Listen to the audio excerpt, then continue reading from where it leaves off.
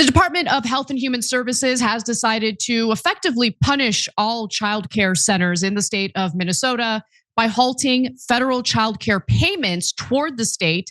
And of course, this is over allegations that some of these child care centers are engaging in fraud. Now, Deputy HHS Secretary Jim O'Neill said in a post on X that funds will be released only when states prove they are being spent legitimately. So it's good to know that the federal government wants oversight of money that's being spent. They wouldn't want the money to be defrauded or fraudulent programs to effectively steal the money, just like, through the tens of billions of dollars we allocate to foreign wars. We wouldn't want our weapons to be used for war crimes or atrocities, right? But anyway, at least in one area, it looks like the federal government is at least pretending like they're interested in more oversight. And in fact, he also posted a video indicating that certain requirements would need to be met before federal grants are approved for childcare programs in all states, not just Minnesota. With that in mind, let's take a look at what he had to say. I have activated our Defend the Spend system for all ACF childcare payments across America. Starting today, we require a justification, receipt, or photo evidence before we make a payment. Second, I have just signed and sent a demand letter to Governor Walz. I required a full 360 review of these centers. This includes attendance records, licenses, complaints, investigations, and inspections. And third, we've launched a dedicated fraud reporting hotline and email address at childcare.gov. Whether you're a parent, a provider, a member of the public, we want to hear from you.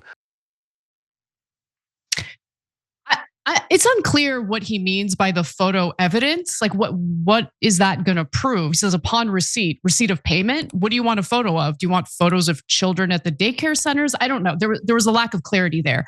I personally don't have any problem whatsoever with increased oversight of how public money is being spent, because it is true that fraud is a problem, not just in Minnesota, but fraud has been a huge problem in many states, as I've mentioned, California being one of them, because there was this massive infusion of COVID era money from the federal government to the states in order to keep people whole as, shutdowns were taking place and people were losing their jobs. That's always going to, unfortunately, be taken advantage of by fraudsters. So I don't have a problem with a little oversight. What I do have a problem with, though, is this idea that you do like blanket statements about an entire community, or more importantly, you punish everyone based on, some of these, businesses essentially defrauding taxpayers. And the other thing that's really interesting is there actually has been considerable oversight of these facilities by the state of Minnesota. And it's actually posted on a state website where you can look at the exact dates these facilities were visited, right? These are unannounced visits. And you can see exactly what type of violations these facilities have actually committed. Now, while the state is arguing that there was no evidence of fraud, I'm going to show you examples of multiple inspections indicating that these facilities, at least one in particular that we're going to focus on, were not providing safe conditions for children, yet they were still receiving money from the state anyway. So to me, it doesn't matter if we're talking about fraud or if we're talking about terrible conditions at these facilities. Both are very bad. And the fact that there was oversight and all they dealt with were fines here and there, a write-up here and there, and they were still receiving money from the state. I think that's a problem, as well as, the instances that have been proven to be fraud. And of course, the story is coming up after a video went viral featuring an independent YouTube journalist / influencer by the name of Nick Shirley. And so all of the various places that he visited, they need to be investigated before we automatically assume that they're engaging in fraud. And there have been some updates and some follow-ups on some of the facilities, which we'll get to in just a minute as well. All right, so in response to the federal government's freeze on all childcare funding for the state of Minnesota, Governor Tim Walz argued that this is Trump's long game. We've spent years cracking down on fraudsters. It's a serious issue, but this has been his plan all along. He's politicizing the issue to defund programs that help Minnesotans. Now, it is true that fraud has been investigated in the state of Minnesota, and there have even been dozens of convictions as a result of, these businesses defrauding taxpayers. The argument here is that there are additional businesses continuing to do fraud, and that the state isn't doing its due diligence in, essentially carrying out oversight to prevent it from happening. The Department of Homeland Security, by the way, has also been dispatched to Minneapolis, which seems a little excessive since we're dealing with questions of fraud. We're not really dealing with questions of Homeland Security. But nonetheless, the move does follow that conservative YouTube influencer's video, and Tiki Brown, who's the commissioner of the State Department of Children, Youth, and Families, pushed back on the claims made in the video, arguing that it was shot during times when the businesses were scheduled to open, meaning the businesses weren't even open yet when he showed up. Shirley, though, pushes back on that, saying that he visited the businesses around 11 a.m. to noon.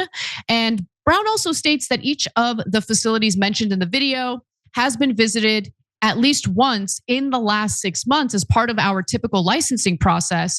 And in fact, our staff are out in the community today to visit each of these sites again, so that we can look into the concerns that were raised in the video. I wanted to fact check that, and luckily the information is available on the state website that I'll get to in just a minute. But she also made a contradictory statement as well. Brown said at a December 29th afternoon news conference that 2 of the Minneapolis centers closed this year, including Quality Learning Center in Minneapolis just last week. That was the business that had the sign misspelled, so it said Quality Learning Center. But however, a department spokeswoman said later that the center has decided to remain open. Quality, meaning Quality Learning Center, featured prominently in the video. So what does that mean? What does it mean that you revoked a license, but they're operating anyway? How is that allowed? That's a problem. That's definitely a problem. So when the Star Tribune reached out to Brown, she declined to provide information about the state reviews of Quality Learning Center or Mako Childcare, which is a second business that recently lost its license. But the Minnesota Department of Human Services website, that's the state website I was referring to. Don't forget, Noble Mobile is saving you a ton of money. So a lot of people are signing up now and beginning to realize, what the hell, why am I paying so much to Verizon and AT&T? So your bill's only $50 a month, but it can actually be less because they give you money back if you don't use your data. So if you're paying more than $50, there's no reason to not switch. It's crazy not to switch because same phone, same number, same contacts, literally nothing changes. TYT.com/switch, TYT.com/switch. All right, we'll be right back. Lists the inspections that were done on each of these facilities, and it shows that Quality Learning Center was not compliant with state laws dating all the way back to May of 2022. So if you look at the website, and I'll show you a screenshot of it in just a second, it'll show you on the left-hand column all the dates that were, all the dates where the state essentially inspected the facility. And then it also provides a link that will give you a list of violations found at Quality Learning Center. And those violations include things like attendance records did not contain all required items. The program did not have a file for each child. How are you going to argue that you didn't find any evidence of fraud when there's no information about the children who are allegedly going there? The program did not have a file for each staff person. Children's files did not contain immunization documentation. The program did not have an emergency preparedness plan. This is all just from the visit in May of 2022. Yet it continued to receive state funding. And the last visit was in June of this year.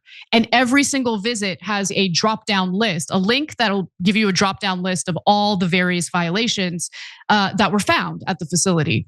So fraud has been a major issue in Minnesota, and there have been prosecutions So I want to be clear about that, because the big narrative playing out right now is that, oh, it's been going on and no one's doing anything about it. But there absolutely have been prosecutions. And so Tim Walz is correct in noting that.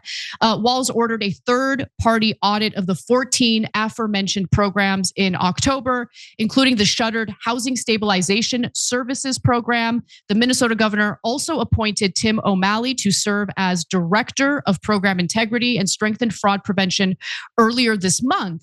But there have been multiple investigations and prosecutions. So those prosecutions include, over the last 5 years, law enforcement officials say fraud took root in pockets of Minnesota's Somali diaspora, as scores of individuals made small fortunes by setting up companies that build state agencies for millions of dollars worth of social services that were never provided.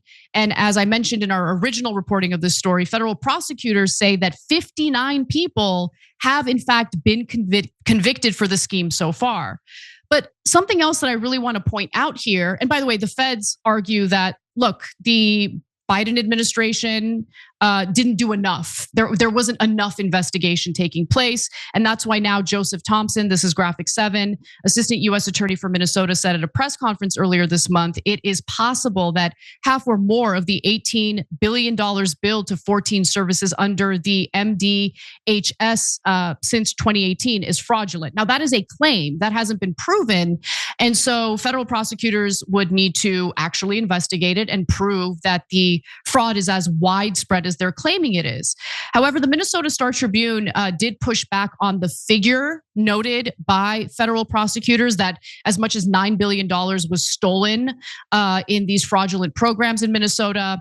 I do have to disclose that the CEO and publisher for the Tribune is a gentleman by the name of Steve Grove. He actually previously served as Tim Walz's Commissioner of Employment and Economic Development, and this was during the COVID pandemic. Much of the alleged fraud, had to do with these COVID era programs. It doesn't mean the information is inaccurate, but it is important for you to know the identities of the people behind the publication.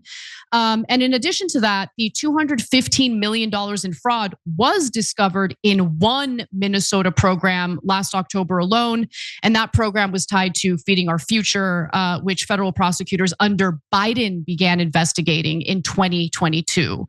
So again, there were investigations, there have been prosecutions, and there have been convictions.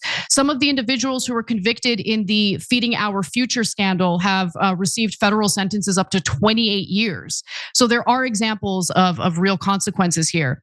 And look, the allegations that are now being made in Nick Shirley's video are somewhat new.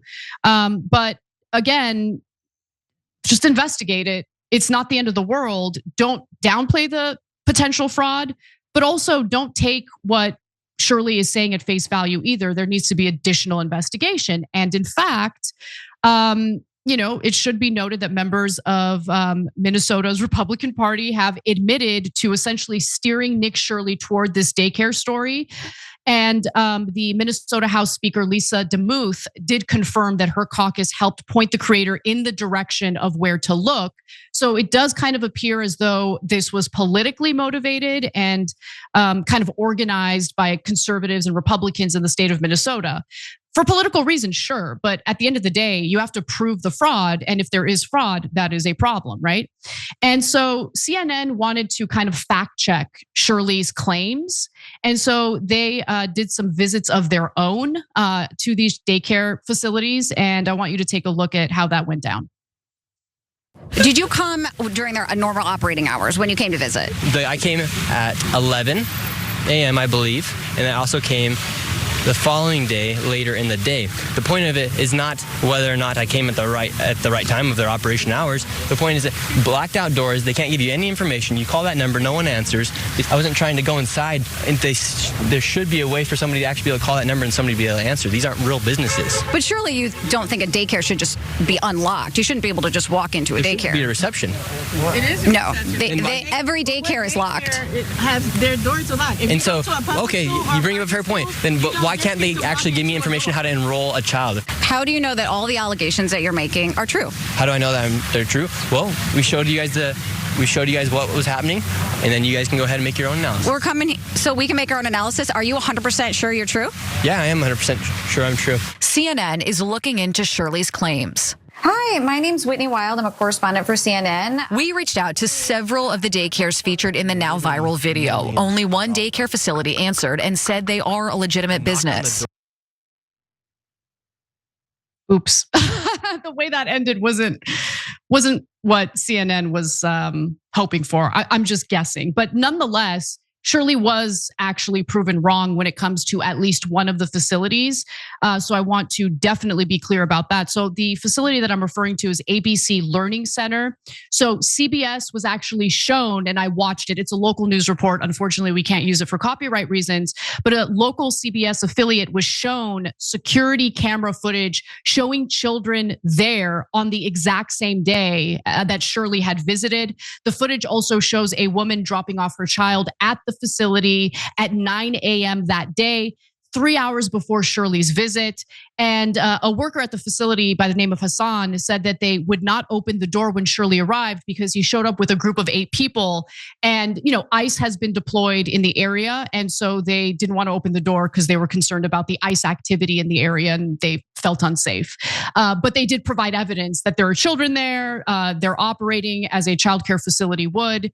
And so again, I'm not saying everything that Nick Shirley is claiming is wrong or has been proven wrong. That's actually not the case. Everything should be investigated though. And so far, at least one of these facilities appears to be operating as it should be. They did provide the evidence.